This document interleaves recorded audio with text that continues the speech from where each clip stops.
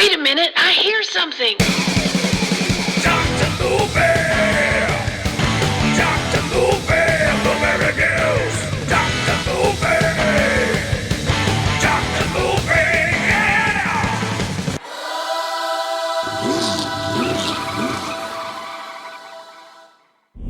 What's going on, everybody? Welcome back to your favorite show that you listen to between other better shows. That's one way to put it. It's your favorite between show. It's your favorite sandwich show. It's the filler. Welcome to your favorite filler podcast. I really have no idea where I'm going with this. But it just, I don't know. I think this show kind of just fills the gap for better things you're waiting on coming out. Maybe I'm wrong.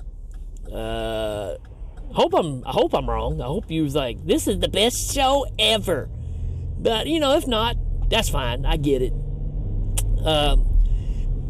Got an odd one for you here. I recently did Easy Money with Rodney Dangerfield, and I thought, hey, what do you know? I'll check out another Rodney movie. Hey, right?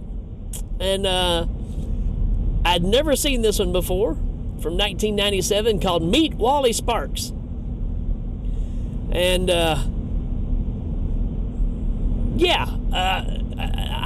it's a mixed bag of things here, man. So this will be interesting to talk about. So let's do a little synopsis of this. The host of a lowbrow talk show, Wally Sparks, goes out of his way to shock and offend his fans, but eventually he goes too far and begins to lose his audience. Tasked with finding, this is going to be a long one, finding a way to boost his ratings by network head Lenny Spencer, Wally must win back his viewers while Wally sets out to get one of his chief critics, the Southern Governor Floyd Preston, on the show. Misadventures ensue for the tactless TV personality. Sorry, there's a lot to read and try to drive down the road at the same time. I don't recommend it. So yeah, I mean, he's a Jerry Springer, that kind of host, right? His show is a lowbrow talk show, and but he's the best at it, right? And here's the thing about Rodney, right? It doesn't matter what movie you put him in. It doesn't matter what name you give him. He's the same character every show. And that's not necessarily a bad thing, because I love me some Rodney Dangerfield. But even in this one, he could very easily be, his character in Caddyshack. He could be, the guy from Back to School, Easy Money. I mean, he's Rodney Dangerfield.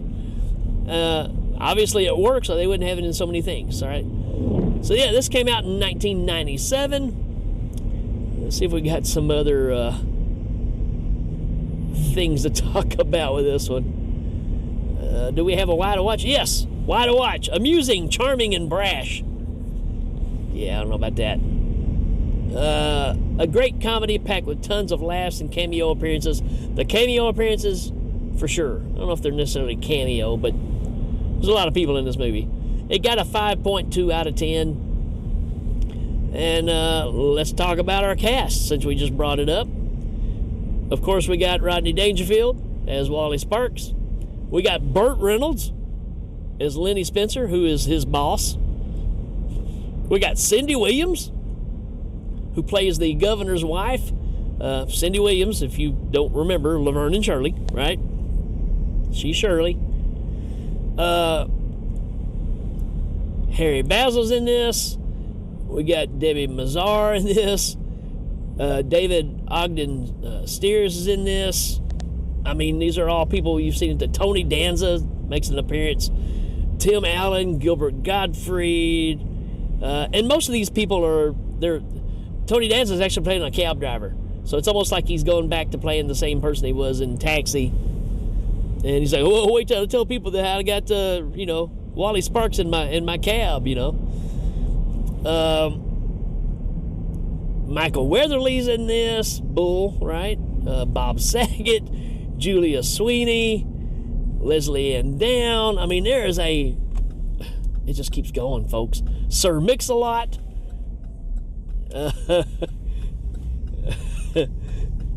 There's a bunch, right? There's just a bunch. Even George Wallace is in this. We even get a cameo from the hedgehog himself. Ron Jeremy is kind of in this too. I say kind of. Doing what he does best, or used to do best, or whatever. My thoughts on this one. It feels like a made-for-TV show. It's got that weird 90s aesthetic to it that kind of takes me out of it a little bit. It's almost trying to be like Three Stooges kind of humor, but it's a little more in the gutter, almost like Police Academy type humor. And some of it works, some of it doesn't. It just seems a little forced, and it feels like some of the gags are just stuff they lifted from somewhere else, right? I mean, there's a point where he goes out and gets one of the governor's stud horses drunk, and he rides the horse in while they're having this big election party thing going on that Wally Sparks showed up to, which he's not supposed to be at, an inaugural ball or whatever. And which the reason he's there is, one, he knows this guy hates him, but he gets a letter in the mail telling him that he would appreciate if he would come. So it's almost like he thinks, well, maybe he's wanting to, patch things up or whatever. But what happens is the governor's son, who doesn't have a good relationship with his dad, loves Wally Sparks, and thought, wow, this is a way I can get back at my dad, who spends no time with me, and get Wally Sparks to show up and ruin everything, right? That's kind of the story. Then you got Burt Reynolds, who's wanting to fire Wally Sparks because his ratings have dropped, and he just can't seem to turn around, and he doesn't like the fact that the show is just kind of trash. And he's got a guy that works under him who wants Wally fired because it gives him a chance to get in the limelight or whatever. So you got this guy who ends up tracking Wally down and trying to expose him for doing things he's not supposed to be doing, which leads to, him trying to take pictures in a tree and getting shot out of the tree, and a squirrel running up his pants and biting his nuts. I mean, it's, there's nothing you haven't seen before in this. And it's weird because you got these gags that are obviously adult, but they feel like I said, almost G-rated type plays of them. It's weird. This is really a weird movie. And Cindy Williams is great because she is oblivious to everything. She plays that perfect wife that is a goody two-shoes who doesn't, get involved with anything seedy. She doesn't, she's oblivious to, things being bad. And there's one scene in particular that I think is a lot of fun where Cindy Williams has the other ladies come over and they're playing bridge, and then Wally Sparks comes downstairs and they start playing strip poker, and he gets them all drunk and they start dancing around, and he's playing the piano and they're all having fun. And then the governor shows up with the head parishioner, the priest, and his entourage, and here's all their wives flopping around, having a blast. And again, this guy totally despises Wally Sparks, and he gives him every reason to. And I don't know, that's just kind of how this movie plays out. He decides that, Wally Sparks gets hurt at the house because he gets on this horse that is now an alcoholic, and it crashes into the inaugural ball, and the horse sees a bar and sees a bunch of liquor laying out, so it runs to the bar and it slams on the brakes and throws Wally Sparks out the window, and the horse stops to drink Jack Daniels, whatever. So again, that's just where this humor is, right? It's like Little Rascals setups, but it's a little more on the adult side because of the context of what they're using. Very strange.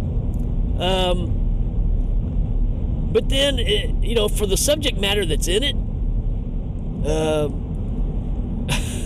there's this videotape that the mayor is wanting to share with all these people that are there. It's supposed to be the new commercial for what they're going to try to promote on TV and all this stuff. And it ends up being this video that is sent to Wally Sparks when he's still back in the studio, and it's obviously Ron Jeremy with this girl. You don't see anything, but you get enough implication of exactly what's going on. It's Ron Jeremy's face, making the faces, And this is the video that they show instead. And of course, it's freaking out the crowd. So it's got all that stuff in it. It just fell flat for me. I kind of kept wanting it to end because I don't know. It just felt like I've seen it before, and it really didn't take me anywhere new. If you saw this at a young age in the 90s when this thing came out, you probably loved this movie because it was probably just seedy enough. If you were a teenager, that it kind of makes you cackle, right? But to me, it's like it's trying to be what Major Payne is, but just not on that same level. I really don't know how to describe this one. I don't know. Take your chances with it. To me, it didn't deliver what I was wanting out of it.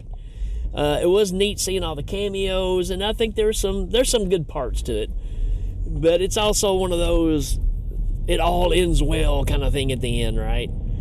And you see it coming a mile away. But anywho, that's kind of my take on it. I'll give this I give it a 2 out of 5.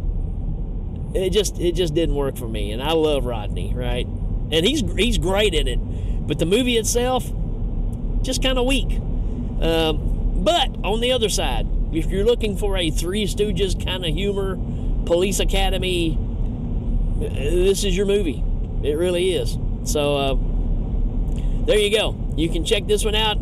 You've been warned. All right, folks, that's it for this one. We will see you next time. Oh, I changed it up.